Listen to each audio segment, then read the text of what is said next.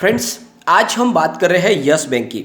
Yes bank से एक बहुत बड़ी अपडेट निकल के आ रही है। क्या है अपडेट, उसको डिस्कस करेंगे। यहाँ पे अगर आप देखोगे तो यस बैंक अपना क्वार्टर 1 का रिजल्ट जल्दी ही डिक्लेयर करने वाली है। इसकी जानकारी एक्सचेंज को दे दी गई है। और क्या इस बार रिजल्ट पिछली बार से शानदार रह सकता है, क्योंकि हमने देखा है कि लगातार हर क्वार्टर में अपने आप को उसने बेटर इंप्रूव किया है। तो क्या आगे भी वैसी ही संभावना बनी रहेगी और क्या फिर क्वार्टर 1 के बाद में यहाँ पे तेजी बन सकती है? वैसे तो यस बैंक अपने एनपीए से निपटारा पाने के लिए 2 रास्तों पे चल रही है और कोशिश उनकी जारी है। यहाँ पे एक बड़ा और एनपीए रिकवर करने की कोशिश की जा रही है। तो जिस तरह से लगातार यस बैंक अपना एनपीए रिकवर कर रही है, क्या आने वाले समय में यस बैंक शानदार हमें रिटर्न दे सकती है? फिलहाल तो यह इसकी जो प्राइस है वो काफ़ी नीचे है और अपने बुक वैल्यू से भी नीचे स्टॉक है। तो क्या इस मौके का हमें फ़ायदा उठाना चाहिए और लॉन्ग टर्म के लिए इसमें होल्ड करके रखना चाहिए स्टॉक को, या फिर इस समय यस बैंक से हमें दूर हो जाना चाहिए? बहुत सारी बातें जिसको इस वीडियो के माध्यम से डिस्कस करेंगे। सबसे बड़ी बात यह है कि काफ़ी लोग हैं जो यस बैंक में इन्वेस्टमेंट करने की वजह से फंसे हुए हैं, क्योंकि उन्होंने ऊपर के लेवल में खरीदारी कर ली थी, अब स्टॉक नीचे है तो उनको समझ में नहीं आया क्या किया जाए। तो इन सारी बातों को जानेंगे इस वीडियो के माध्यम से। लेकिन फ्रेंड, उससे पहले अगर आप पहली बार हमारे चैनल पे आए तो चैनल को सब्सक्राइब कर दीजिए, एक बेल आइकॉन दबा दीजिए ताकि जब भी नया वीडियो बने पहला नोटिफिकेशन आपको मिले। वीडियो पसंद आए तो लाइक शेयर जरूर कीजिए। चलो फ्रेंड्स, वीडियो स्टार्ट करते हैं। मैं हूँ आपका दोस्त एस.बी. दवे और हमारे अपने चैनल ऑनलाइन कमाई में आपका बहुत बहुत स्वागत है। सबसे पहले आज के ट्रेडिंग को डिस्कस करेंगे। स्टॉक ओपन हुआ 12.65 पर और लो बना है 12.55 का, हाई है 12.75 का। अंत में क्लोजिंग 12.70 पर रही है, जहाँ पे 0.40% की हमें तेजी देखने को मिली। अगर हम इसके वॉल्यूम को एनालिस करें तो बीएससी में आज 52,09,000 का वॉल्यूम हुआ, सामने 24,91,000 की डिलीवरी उठाएगी और डिलीवरी का परसेंटेज 47.82% है। अगर हम एनएससी की बात करें तो यहाँ पे 1,86,33,000 का वॉल्यूम हुआ, सामने 80,11,000 की डिलीवरी उठाएगी, डिलीवरी का परसेंटेज 42.99% है। अगर हम इसके वॉल्यूम को एनालिस करें मंथली लेवल से तो पिछले 1 महीने पहले इसका 6 करोड़ का वॉल्यूम था, 1 वीक पहले भी 6 करोड़ का वॉल्यूम होता, कल काफ़ी ज़्यादा 10 करोड़ का वॉल्यूम होता, लेकिन आज 2 करोड़ का वॉल्यूम है। वॉल्यूम में आज काफ़ी कमी है, पूरे महीने में आज सबसे कम वॉल्यूम हुआ है। यहाँ पे एक बड़ी अपडेट निकल के आ रही है। कार्निवल सिनेमा, जिनके पूरे इंडिया में 450 स्क्रीन है, यानी मल्टीप्लेक्स का कामकाज कंपनी करती है, अब ये कंपनी पूरी तरह से कर्ज में डूब चुकी है और कंपनी पूरी तरह से बैंकरप्सी के कगार पे आ चुकी है और यस बैंक को इनसे कर्जा वसूल करना है। लेकिन अब कंपनी चाहती है कि एक बार फिर से वो सर्वाइव करना चाहते हैं, फिर से अपने कारोबार को आगे बढ़ाना चाहते हैं और वो चाहते हैं कि आने वाले समय के लिए वो 100 और नए स्क्रीन शुरू करें और इसके लिए वो चाहते हैं कि यस बैंक उनको 400 करोड़ रुपये का और नया लोन दे ताकि वो अपने कारोबार को आगे बढ़ा पाए और फिर से प्रॉफिट मेकिंग कंपनी बन पाए। उन्होंने यस बैंक के सामने प्रपोजल रखा है कि वो उन्हें 400 करोड़ रुपये की और लोन दे ताकि वो अपने कारोबार को बढ़ा पाए और उनके पैसे को भी चुका पाए। लेकिन सबसे बड़ी बात यह है कि करीब 800 करोड़ का लोन ऑलरेडी पहले यस बैंक दे चुकी है कार्निवल सिनेमा को और वो सारा का सारा एनपीए बन चुका है, क्योंकि बहुत ज़बरदस्त लॉस में आ चुकी है और वो उनके पास कैपेसिटी नहीं कि वो अपने लोन को चुका पाए। तो अब यस बैंक वापस नहीं चाहती कि और उनको कर्ज देके अपने पैसे को डुबाया जाए। ऑलरेडी ये जो 800 करोड़ रुपये का जो लोन दिया था वो एनपीए बन चुका है यस बैंक का और वो नहीं चाहते कि ऐसी एक डूबती नाव में और सफ़र किया जाए। अब यस बैंक ने उनको अल्टीमेटम दे दिया है कि आप जल्द से जल्द हमारे पैसे चुकाएं। अगर आपके पास पैसे नहीं है तो इसके लिए कोई बायर तलाशे और किसी को भी अपनी ये मल्टी जो चैन है ये बेचे, कंपनी का कारोबार बेचे और हमारे पैसे हमको लौटाए, या फिर ये जो आपकी जो डेट है इसको इक्विटी में कन्वर्ट कर दे ताकि उसके ऊपर वो इक्विटी लेके उस पर कब्जा किया जा सके। तो ये ऑप्शन दिए गए कि हम नया पैसा आप तुम्हारे को लगा के देने वाले नहीं, हम कारोबार में और एक रुपया भी इन्वेस्टमेंट नहीं करने वाले, लेकिन जो हमारा पुराना कर्ज है वो हमको वसूल करना है।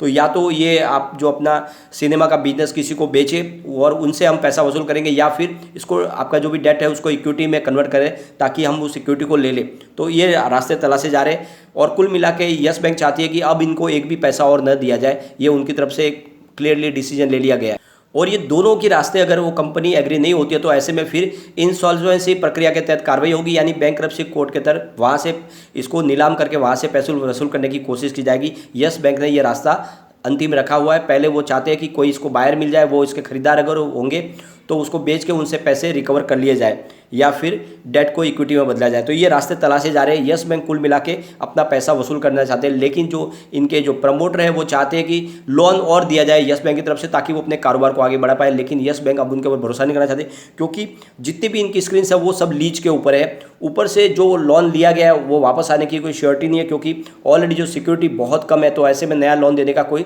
सवाल ही नहीं उठता है। अब यस बैंक की तरफ से यही निर्णय लिया गया है कि आपके पास 3 रास्ते हैं, या तो आप किसी को भी कंपनी बेचे और हमारा पैसा दे, या फिर डेट को इक्विटी में कन्वर्ट करे, या फिर सीधा एनसीएलटी के तहत कार्रवाई के लिए तैयार रहे। दूसरा कोई ऑप्शन नहीं है। कंपनी के ऊपर अब और भरोसा करके और पैसा नहीं दिया जाएगा, ये क्लियरली कह दिया गया है। तो आप एक तरह से देख सकते हो कि अब यस बैंक स्ट्रिक्टली अपना बिजनेस कर रही है। वो किसी को भी ऐसा लोन नहीं देना चाहते जो आगे जाके और एनपीए बने। उल्टा जो एनपीए उसको रिकवर करने की कोशिश की जा रही है। आपने पुराना मैटर देखा ही होगा डिश टीवी के साथ में, जिसके साथ में उनका कानूनी लड़ाई भी चल रही है और उन्होंने पूरी तरह से कब्जा किया हुआ है। पिछले दिन यस बैंक के फेवर में फैसला भी आया है, जहाँ पे अगर आप देखोगे तो आने वाले समय में जो डिश टीवी का जो पूरा का पूरा मैनेजमेंट है वो यस बैंक के कब्जे में होगा, क्योंकि उनकी 24% की स्टेक है। साथ में अगर आप देखोगे तो रिलायंस पावर की जो इनकी हेडक्वार्टर थी मुंबई की, उसके ऊपर भी कब्जा किया यस बैंक ने और उसकी अपनी ऑफिस बना ली है। तो आप देख सकते हो कि लगातार बहुत एग्रेसिव तरीके से वसूली की जा रही है, और इस वजह से आने वाले समय में आपको यस बैंक में तेजी आती हुई दिखाई दे सकती है, क्योंकि एनपीए कम होगा। क्योंकि इन्होंने एनपीए रिकवर करने के लिए भी एआरसी के गठन की तैयारी शुरू की है, लेकिन उसमें डिले होने की वजह से वो फंड रेजिंग करने जा रहे हैं। तो फॉरेन इन्वेस्टमेंट आने वाला है, कम से कम 10% की स्टेक दी जाएगी। तो आप समझ सकते हो कि यस बैंक बहुत सारे रास्ते एक साथ में खुले रखे हुए, और इस वजह से आने वाले समय में आपको यस बैंक में तेजी आती हुई आराम से दिखाई दे सकती है। अब यहाँ पे यस बैंक ने एक्सचेंज को एक बड़ी जानकारी दी है कि उन्होंने इनसाइडर ट्रेडिंग के लिए उनकी ट्रेडिंग विंडो को बंद कर दिया आज से। 1 जुलाई से अगर आप देखोगे तो ट्रेडिंग विंडो बंद हो गई है, और इसके पीछे वजह यह है कि Q1 का रिजल्ट की तैयारी हो चुकी है, टोटल आंकड़े उनके सामने आ चुके हैं, और इसीलिए इनसाइडर ट्रेडिंग को रोका गया एसईबी के माध्यम से। क्योंकि जितने भी बैंक से संबंधित लोग हैं, चाहे उनके एम्प्लॉयज़ हो, चाहे बोर्ड ऑफ मेंबर हो, या फिर कोई भी इनसे संबंधित जो भी कर्मचारी है, उन सबको यस बैंक के अंदर की जो न्यूज़ रहती है और ऐसे में उनको पता होता है कि कैसा रिजल्ट रह सकता है उसका बिहाफ पे वो कोई उसका मिसयूज ना कर ले। इसीलिए सेबी ने जो लॉ बनाया उसके तहत अब उनके लिए इनसाइडर ट्रेडिंग के तहत सारी की सारी ट्रेडिंग रोकी गई है। वो अब शेयर नहीं बेच पाएंगे, नहीं खरीद पाएंगे जब तक कि यस बैंक अपना रिजल्ट डिक्लेयर न कर दे। और जैसे ही Q1 का रिजल्ट डिक्लेयर होगा उसके 40 आवर्स के बाद में ही वो नॉर्मल ट्रेडिंग कर पाएंगे। तो इनसाइडर ट्रेडिंग के लिए ट्रेडिंग विंडो को बंद कर दिया गया है, ये क्लियरली यस बैंक ने कह दिया है। तो जल्दी हमें रिजल्ट देखने को मिल सकता है यस बैंक का। अगर आप पिछली रिजल्ट को अगर कंपेयर करोगे तो काफ़ी अच्छा इन्होंने प्रदर्शन किया है।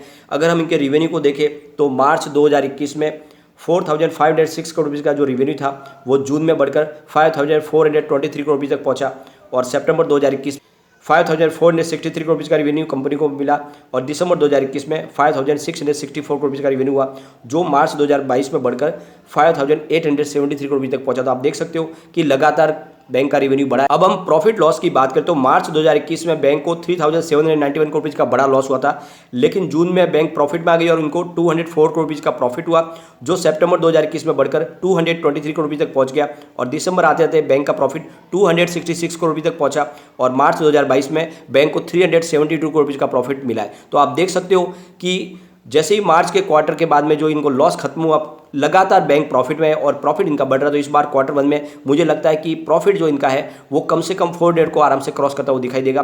तो बिल्कुल फिर यहाँ पे तेजी की संभावना बनेगी, चाहे जितनी भी निगेटिव बातें फैलाई जाए, लेकिन यस बैंक लगातार मजबूत हो रही है और इसी वजह से इसकी प्राइस हमें बढ़ती हुई दिखाई दे सकती है। हम एक बार इसके कम्युनिटी सेंटीमेंट को भी देख लेते हैं। यहाँ पे फिलहाल 58% बाई की कॉल है, 37% सेल की कॉल है और 5% होल्ड की कॉल है। तो आप देख सकते हो कि लोगों का अच्छा खासा रुझान अभी भी स्टॉक इस तरफ बना हुआ है। एक बार इसके पिवट लेवल को भी चेक कर लेते हैं, तो यहाँ से अगर गिरावट होती है तो 12.57 का पहला सपोर्ट है, ये सपोर्ट टूटा तो 12.48 तक स्टॉक जाएगा। जो तीसरा सपोर्ट निकल के आ रहा है वो 12.37 का है, लेकिन पॉजिटिव माहौल बना तो 12.77 का फर्स्ट रेजिस्टेंस है, इसको पार किया तो फिर 12.88 तक स्टॉक जाएगा, और इसको भी पार कर लिया तो फिर 12.97 यानी 13 को क्रॉस कर सकता है। और मुझे लगता है कि थोड़ी सी तेजी की संभावना बनी तो ये फिर से अपनी बुक वैल्यू से ऊपर तो जा ही सकता है, जो इसकी 13.45 की बुक वैल्यू है। तो बिल्कुल ये मौका है जब निवेश करें, ये अपने बुक वैल्यू से नीचे काफ़ी मजबूत है, आने वाले समय ये तेजी से आगे जा सकता है। लेकिन फ्रेंड, कोई भी इन्वेस्टमेंट करने से पहले अपने फाइनेंशियल एडवाइजर से बारे में ले ले या अपना खुद का रिसर्च करें, क्योंकि मैंने वीडियो आपके एजुकेशनल पर्पज के लिए ही बनाया। वीडियो पसंद आए तो लाइक शेयर जो कीजिए और चैनल को सब्सक्राइब कर दीजिए।